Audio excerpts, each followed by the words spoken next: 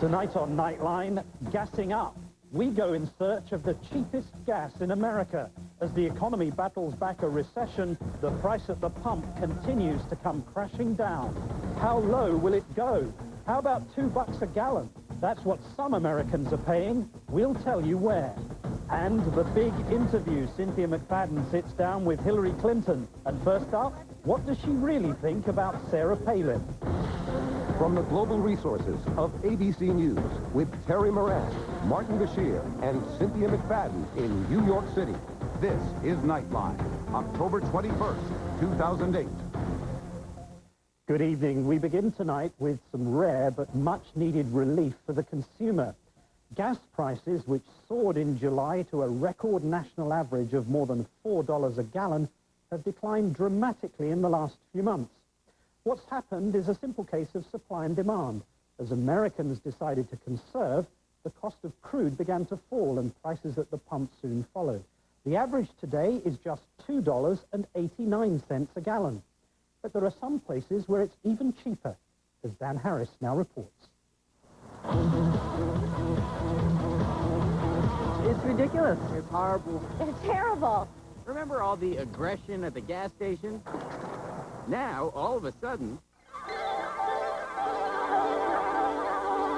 prices are way down, and the fury has given way to something resembling giddiness. The gas prices are getting lower. I love the prices. Something to smile about. So, as a service to our viewers to help you find a little piece of the joy, we are launching Nightline's Search for Cheap Gas. Let's start in Illinois. Up Bears.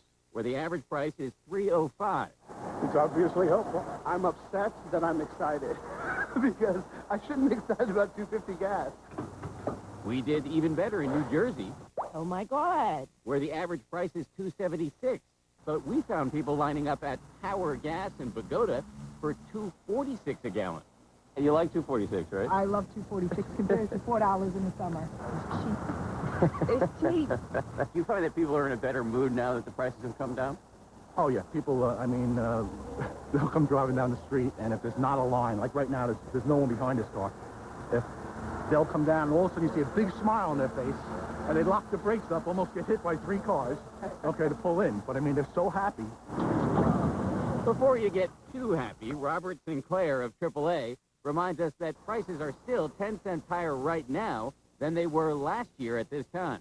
Lest anyone think that we got this big bargain in gasoline prices, we look back last year and we're still in a place higher than we were then. One of my father's favorite jokes is a guy is banging his head against the wall, and somebody else comes on and says, "Why are you banging your head up against the wall?" And he says, "Because it feels so good when I stop." Yeah. That's kind of what's happening. That's where we are. You know, nothing like flirting with $4.15 a gallon gasoline to make $2.92 seem cheap.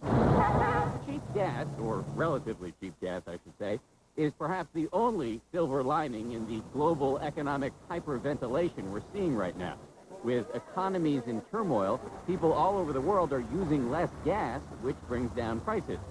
As one expert put it, it's kind of like when you lose weight because you've had a nasty stomach flu. This is like the one good thing that's happening in the economy. That's about it. You're right. Here's something I've never understood. Why is it that you travel around the country and gas prices can be so much higher out west than they are down south? Yeah. What's going on there? You're seeing a few factors.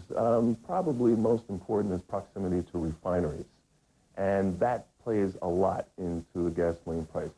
The closer you are to a refinery where they turn crude oil into gas, the cheaper your gas is likely to be. If I'm looking for the cheapest places in the country to get gas, where should I go? Go to the Gulf Coast, without a doubt. That belt from Texas, Louisiana, Mississippi, Alabama, Arkansas, all in that area where you'll see there are loads and loads of refineries. They're all on top of each other. He's right. Gas in Texas averages $2.67 a gallon. In fact, Texas is home to the absolute cheapest gas station in America. According to the website GasBuddy.com, there are actually 5 stations in Harlingen, Texas, selling gas for $2.02 a gallon. But overall, what is the cheapest state in which to buy gas? Oklahoma's got the cheapest gas in the country. Oklahoma is pretty cheap, too. In Oklahoma, Hi, y'all. the statewide average is $2.46. By contrast, you're likely to find higher prices in places like California. Sorry, dude. Where the average price is $3.29 and where there are fewer refineries. Or New York. Forget about it. Price $3.17. Here there are higher taxes and higher demand because of a higher number of drivers. How low can gas prices go? Well, I'm reticent to try and predict where prices will go because there are so many factors that play into the price of gasoline. Let's just say if all things remain equal as they are right now, this moment, this second, prices should continue to drop. But, and this is a big but, gas prices can quickly rise if, for example, OPEC cuts production or tensions rise in the Middle East. The bottom line of what you're saying is that we shouldn't get too used to low gas prices. Without a doubt, don't break out the champagne. Prices are a bit low now. Again, though, the possibility of prices spiking upward can happen any minute. And we should say this, too. There is, many people believe, a downside to the suddenly lower gas prices. It could slow the push for cleaner, cheaper sources of energy and discourage people from changing their driving habits. You don't hesitate to run an errand, whereas before... No. Yeah, I'm more, if you want me to do something for you, I would. Yeah. You need a favor, you want me to pick something up. I might like, no, I can't do it. I will try to do that for you. For now, however, you should enjoy the era of good feelings at your local gas station. For Nightline, this is Dan Harris at Power Gas in Pagoda, New Jersey. How low will it go? How long will it last? Our thanks to Dan Harris. And when we come back, our exclusive interview with Hillary Clinton.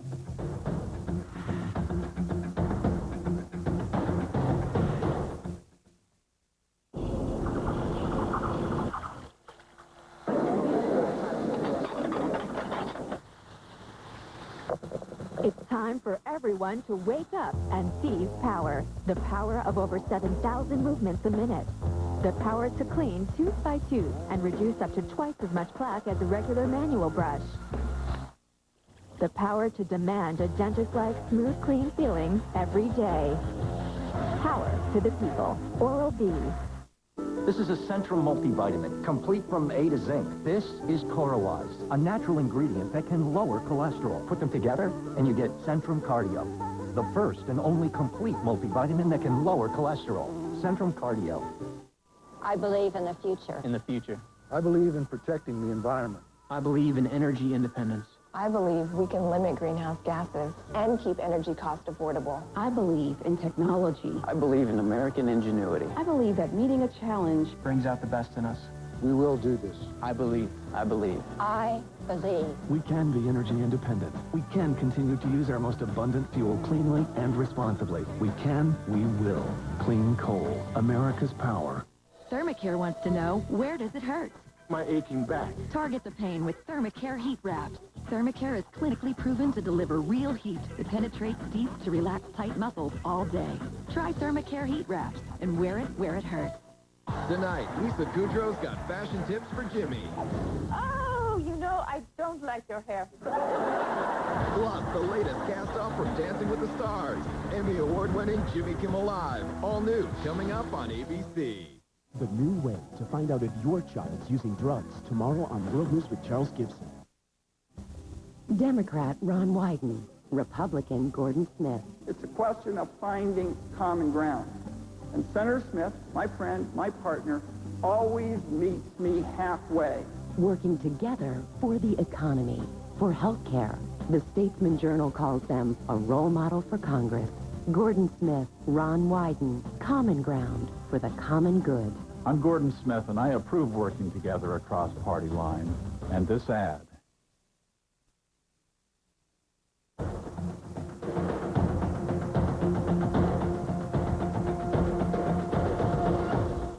It was a final stop after another busy day of campaigning, and Barack Obama took a challenge from his wife tonight during the taping of the Ellen DeGeneres show. Awkward perhaps, but he guarantees his moves are much better than John McCain's. Get up off that thing! And while Barack Obama enjoys center stage, his former political rival is learning a new role. It was, of course, Hillary Clinton who might have been on the verge of becoming the first woman to secure a presidential nomination. Instead, it's Barack Obama who's on the doorstep of history, poised to become the first black man to win the presidency. But she's doing whatever she can to help him, as she told my co-anchor, Cynthia McFadden. Good evening from a rainy Omaha. Well, the poll numbers are in, and Barack Obama is finally getting a boost from Hillary Clinton supporters. Back in June, 1 in 4 said they'd either vote for John McCain or undecided. As of tonight, 84% say they'll support Barack Obama.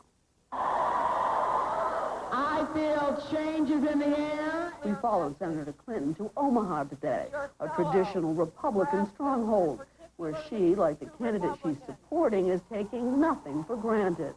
She'd come here chasing one electoral vote. I want you to think how you will feel if we wake up on Wednesday, November the 5th, the day after the election, and John McCain and Barack Obama are tied.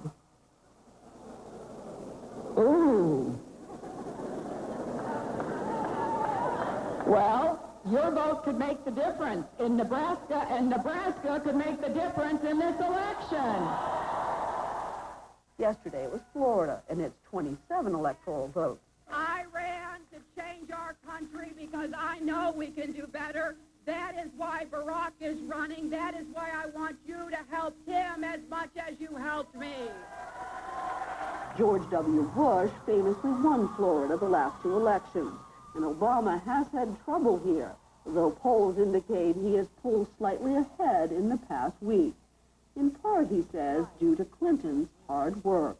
We don't need to be fooled again, America. We don't need to be fooled, Florida. We know better this time.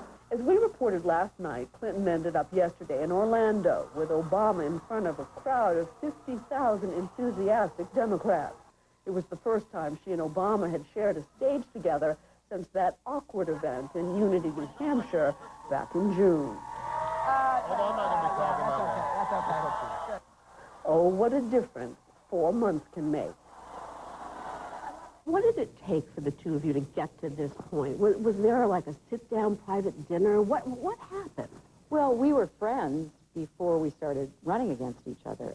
And any campaign is going to be an intense experience for the candidates, their families, their supporters, millions of voters. But look, it ended, and we are back being friends, and I am back being the biggest supporter I can be because I believe so much in what kind of leadership they'll offer our country. It had to have taken a little time. Well, of course it took. I was exhausted. I mean, it was, I feel for Barack, who has kept going without much of a break. And so, getting a little sleep, taking a few long walks, I was back in the fray and very happy to be doing everything I can for him. So 2 questions about Barack Obama. Is he now ready on day 1?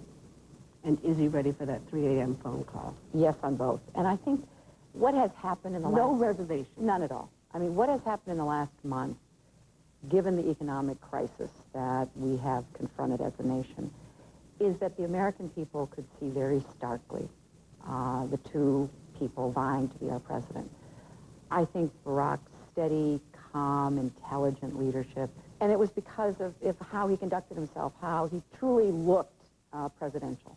So you feel more comfortable with him as a candidate than you did 2 years ago? Well, I was running against him. I mean, it would be like saying to somebody who just lost the playoffs to get into the World Series, well, are you going to root for the team from your league? And, yeah, I'll get around to it. Well, it's a human experience and obviously a lot of human emotion. The trip to Omaha today was also a chance for Clinton to speak to a popular advocacy group called Girls, Inc. As a nation, we do not yet fully and equally value women's work. It seemed like a good day to talk to Hillary Clinton about the other most famous woman. You betcha! In politics. Is Sarah Palin good for women? I think that there has been a tendency in our discussions about Governor Palin's candidacy to sort of put it in this either or. if you think the fact that she's on the ticket is a milestone, which I happen to think it is, she's obviously an accomplished political figure in her own right, having been elected governor of her state. Aren't many people who've done that. You can celebrate that and be, you know, very impressed by that, but still say the McCain-Palin ticket should not lead our country. I feel like you're bending over backwards. I mean, I feel in some ways as if a man with the qualifications that Sarah Palin brings to this role, you'd have no problem with taking the gloves off and saying, hold it just a second. I think that both Barack and Joe were very smart after an initial kind of misstep in pulling back and not criticizing Governor Palin personally. Issues, fair game. You know, absolutely plans for the future, proposals, campaigning tactics. But let's just leave that to the field that we're on and let people draw their own conclusions. Is she ready to serve as commander-in-chief, Senator? Well, I believe that our ticket is much better. And yet the Republican ticket seems to love her. In a not-so-subtle attempt to woo her voters, they're embracing the woman they once vilified. Consider Sarah Palin's first speech as McCain's running mate. It was rightly noted in Denver this week that Hillary left 18 million cracks in the highest, hardest glass ceiling in America. But it turns out the women of America aren't finished yet, and we can shatter that glass ceiling once and for all. Does she have the right to stand on their shoulders in this regard? You know what? I think we all stand on other people's shoulders. I believe that you can hold two thoughts simultaneously. You can hold the thought that she's an extraordinary woman, but that doesn't mean that she and John McCain should lead our country for a million reasons that I think people understand. But it must rankle you. I mean, to be compared to Sarah Palin, it doesn't. None of this rankles me at all. I mean, it really doesn't. You said something just a moment ago downstairs that I must say made me sit up straighter. You know, I didn't set out to run as a woman for president, but that's the only way I could run. Well, I was really saying that, you know, I didn't consider myself the woman candidate, although obviously I was. I mean, that's who I am. But as I got into the campaign and realized that's how people were seeing me, for better or for worse in some situations, that there was this historical burden that I was carrying that I had not anticipated. It became apparent that there's a lot of unfinished business in our country when it comes to gender. So was it ultimately better? Was it ultimately more helpful or harmful to be a woman running for president? I'll have to think about that. I don't know what the answer is. And that in itself is quite remarkable from a woman who usually has an answer for everything. What she does know is that for at least the next 2 weeks, she'll be focused like a laser on getting Barack Obama elected to the job that only 4 months ago she still thought might be hers. I asked Senator Clinton about her future plans, whether if Obama is elected president, she'd like to serve in his cabinet or perhaps even on the Supreme Court. She said she was very content to stay in the U.S. Senate. Martin? Now, thanks to Cynthia. And when we come back, is experience overrated? We ask an Oklahoma mayor who was elected to office as a teenager. I'm calling to report a missing child. He's alive, Mrs. Carter. Los Angeles Police Department is thankful for making this joyful reunion possible. That's not my son. A mother's anguish. I have given the LAPD every opportunity to admit their mistake. A police cover-up. You are to convey the prisoner to the Los Angeles County Psychopathic Ward. And we'll start this fight, but I'm finishing. An unforgettable true story from director Clint Eastwood. I want my son back! Changeling, rated R. Select theaters Friday, everywhere, October 31st. Bipolar disorder is challenging and can affect your job, family, and friends. For years, I had severe mood swings, racing thoughts, unusually high energy, and was extremely irritable. My doctor and I discussed my options. He prescribed Abilify. Abilify helps control symptoms of bipolar mania and reduce the risk of manic relapse. Request your free information kit. Call your doctor if you have high fever, stiff muscles, and confusion on Abilify, as these may be signs of a life-threatening reaction, or uncontrollable muscle movements, as these could become permanent. If you have diabetes or are at risk for it, your blood sugar should be monitored. High blood sugar has been reported with Abilify and medicines like it. In some cases, extreme high blood sugar can lead to coma or death. Elderly people with dementia taking Abilify have an increased risk of death or stroke. Call your doctor if you have unusual or worsening mood changes or thoughts of suicide. Other risks include dizziness upon standing, impaired judgment or motor skills, or trouble swallowing. Hundreds of thousands of patients have been prescribed Abilify. Ask your doctor if Abilify is right for you. ABC Wednesday, Defending the Darlings. Someone you haven't seen in over 30 years. Means confronting his past. Your mother's my star witness. ABC's Dirty, Sexy Money. All new Wednesday, 10/9 Central on ABC. It's a middle-class story. Growing up in a mill town, and first in my family to attend college, it's no surprise to me why so many Oregon families feel Washington has left us behind. It's why Jeff Merkley has a plan to cut taxes for the middle class, bring back good-paying jobs, and finally reform health care so Oregon families and businesses can compete again. I'm Jeff Merkley, and I approve this message because it's time to deliver the change Washington politicians only talk about. Senator Gordon Smith, an effective, independent voice for better health care. He stood up to the president and fought to expand health insurance for Oregon's children. He worked with members of both parties to strengthen mental health services and suicide prevention programs. He fought to protect health care access for military families. Gordon Smith, independent, effective, proven. American Medical Association Political Action Committee paid for and is responsible for the content of this ad. Delicious peas from Smith Frozen Foods. Gordon Smith Frozen Foods. Where newspapers report there's ample evidence to suggest hiring illegal workers is a regular fact of life. Now Gordon Smith claims he wants to crack down on companies that hire illegal immigrants. But that's hard to believe, because if you do that, who will package your peas then, Senator? Gordon Smith. What a hypocrite. The Democratic Senatorial Campaign Committee is responsible for the content of this advertising. Nightline continues from New York City with Martin Bashir. John McCain has repeatedly said that Barack Obama is too inexperienced to become president. Democrats have said that Sarah Palin lacks experience for the role of vice president. So how important is it that our elected officials have experienced tough times and weathered a leadership storm? Well, one Oklahoma City decided to ignore experience almost entirely by electing a teenage mayor, as John Donovan now reports for our series, 50 States in 50 Days.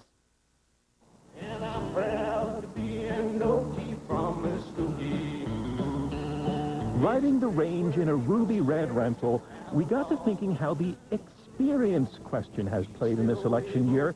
Does less than 4 years in the Senate qualify him? Does less than 2 years as a governor qualify her? Then we rolled into the town probably most famous for the song about it that you hear playing right now. It's a place where even squares can have a ball. Muskogee, Oklahoma, where we met perhaps the least experienced elected official in all these United States. John Tyler Hammonds, mayor of Muskogee. Charming and ambitious and 19 years old in this, his moment of triumph a few months back when he was elected mayor with 70% of the vote. It's awesome. That's all I can say. It's humbling, awesome.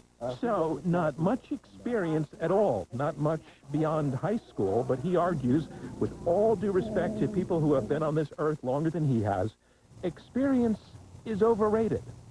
Experience is more than just writing a budget. Experience is more than just firing somebody. Experience is important, but it's not the end-all, be-all. It never will be. Now 20 years old and going to college when he's not, say, launching a program to encourage better health. How many of you walked here from your place of work? Which then included some exercise, or holding office hours, although the only drop-by this day was a photographer for an Oklahoma paper, or helping out at a program for kids called Lights On After School. All right. A kids program that's been going on like this for 9 years means that 9 years ago when you were still a kid, you would have been eligible for I would have, yes. Did you come to this 9 years ago? How old were you 9 years ago? 9 years ago, I was 12. A little too old. Well, 11. I was 11. He's treating it all as a learning experience. Should I put mayor on this side? experience. There's that word again. You would think it's crucial because Muskogee is no village. It has factories and a port and churches and houses. More than 40,000 people live here. But these voters told me they are okay with Mayor Hammond's lack of experience. I'm not sure that age is really a factor so much as what you want to achieve. Right. I think it's a great opportunity for him and our city. You have to start somewhere in politics. The truth is, Mayor Hammond, even at 20, has a gift that a lot of politicians would crave, a way of talking to anybody about anything and making it look easy. Now, because day-to-day affairs of the city are really in the hands of a paid city manager, the mayor's duties, and he is not paid, might be considered mostly ceremonial. But Mayor Hammond's pointed out he has a real vote on the city council, and he interprets his position as the boss of the city manager. I am the head of state. The city manager is the head of government. I supervise him. An interpretation that the gentleman in question, this is the city manager, and he has lots of real experience, seemed to brush off. That's been an interesting dynamic for us to sort of get through that. And the mayor actually tweaked his own interpretation just a little bit. Could you fire him? Do you have that power? No. Only the council can remove the manager. Now, I have a vote on that council. Well, someday, if John Tyler Hammond's plans work out, he will be elected to Congress or the U.S. Senate or the governorship of Oklahoma. 11 years from now, I will be eligible to run for governor. That's really what I want to do. I really want to be the governor of Oklahoma. By which time, he will have more experience.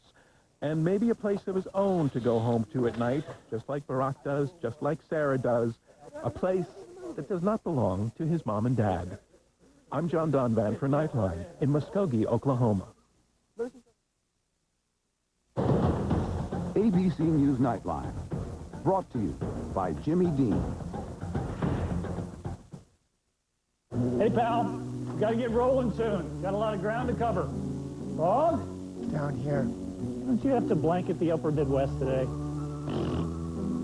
Here, maybe this will give you a lift. Jimmy Dean breakfast entree with a sausage and cheese croissant, hash browns, and diced apples. This is good. I thought you'd like it. I'm eating it. Fire up the low beams. The fog machine is back. I'll say. New Jimmy Dean breakfast entrees. All your morning favorites on one plate. Jimmy Dean, shine on. The way the stock market's been acting lately, you may wonder if you've been doing the right thing. Is the advice you've been getting helping or hurting? Are the fees you're paying really worth it? TD Ameritrade's fees are fair and straightforward. Their research is independent and unbiased. Their investment consultants are knowledgeable and there when you need them. So why not talk to one? Call today to schedule a free investment checkup or visit a TD Ameritrade branch. The killer's secret. It's looking more and more like a hate crime. As opposed to when I really, really like you, crime. Could divide a precinct. Thursday's new smash hit. Oh, no.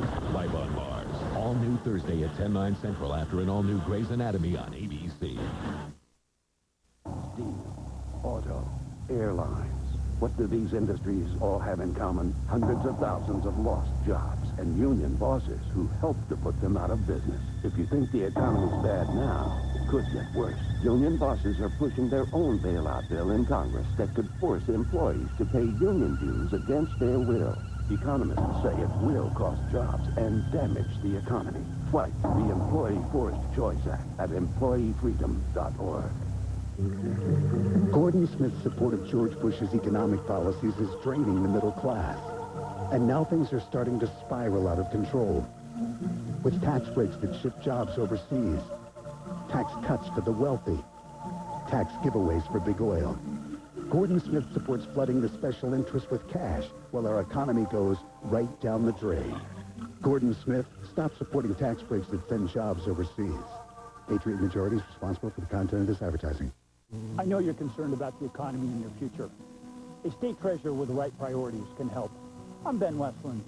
Since fighting cancer, Ben has championed affordable health care and covering Oregon's uninsured kids. Ben saved taxpayers millions of dollars by lowering the cost of school bonds, and he'll prepare our children for the good jobs of tomorrow. As treasurer, Ben Westland will invest in wind and solar to lower our energy costs.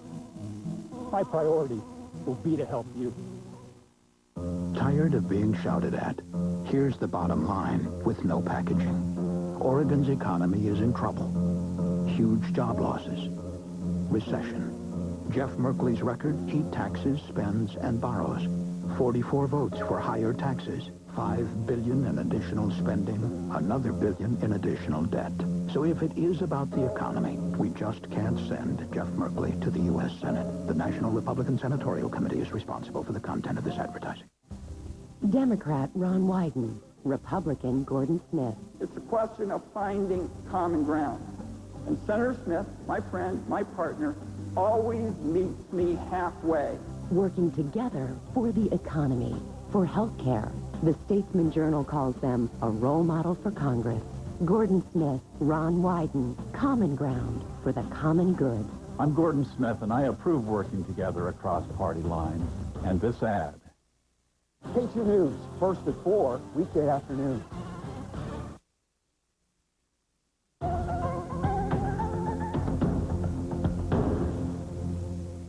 Tomorrow on Nightline, my colleague Terry Moran will anchor the show from Cincinnati, Ohio, after spending a day on the campaign trail with Republican vice presidential candidate Sarah Palin.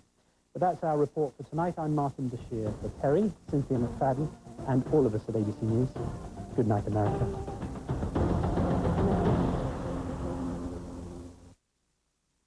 Under a black light. Aside from that, he looks like any ordinary cat. Scientists in New Orleans cloned the tabby and injected a fluorescent gene into his DNA to see if it worked. The researchers are hoping that it's the first step in the development of gene therapies to fight diseases. I hear the other cats are green with envy. What do you think? Nightly News is straight ahead. Out of work, layoffs rock more major American companies. Is your job safe in these troubled times? That and more next. We'll see you at 6. Gordon Smith's support of George Bush's economic policies is draining the middle class. And now things are starting to spiral out of control. With tax breaks that ship jobs overseas, tax cuts for the wealthy, tax giveaways for big oil. Gordon Smith supports flooding the special interests with cash while our economy goes right down the drain. Gordon Smith, stop supporting tax breaks that send jobs overseas. Patriot Majority is responsible for the content of this advertising. Why vacuum seal with Ziploc? Life is busy. So it's easy to see how sometimes you don't get to your food before freezer burn gets to it.